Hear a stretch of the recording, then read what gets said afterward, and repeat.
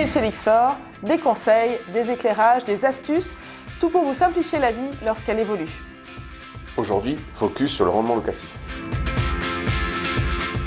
Pour améliorer et agrandir son patrimoine, la pierre demeure et reste une valeur sûre. Or, aujourd'hui, qui dit investissement dit rendement, et nous allons tout vous expliquer.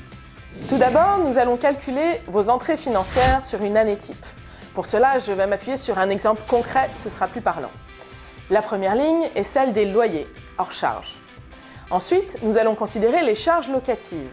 Vous les retrouverez sur votre relevé annuel de charges que vous adresse le syndic chaque année après l'Assemblée générale. Ensuite, dernière ligne, la taxe ordure ménagère. Cette taxe figure sur votre taxe foncière au verso. L'ensemble de ces montants nous donne un montant A que nous allons réutiliser par la suite. Raphaël, à toi de jouer. Merci Céline. Maintenant, passons aux dépenses. On y retrouve les charges de copropriété, la taxe foncière et l'assurance pour propriétaires non occupants. Ce qui nous donne un montant B. Nous sommes maintenant prêts à découvrir la formule magique. Cette formule nous permet d'avoir deux leviers pour pouvoir optimiser votre rendement locatif.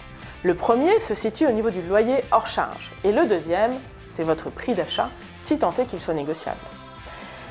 Une fois cela dit, il faut garder en tête que la première année, vous risquez d'avoir des frais de travaux ou d'aménagement, ainsi que de location.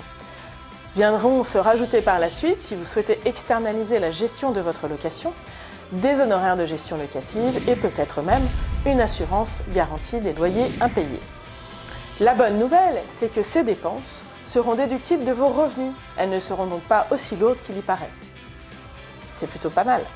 C'était la Minute Félix Faure. Pour vos projets locatifs, passez par Félix Faure. Et venez nous rencontrer à l'agence.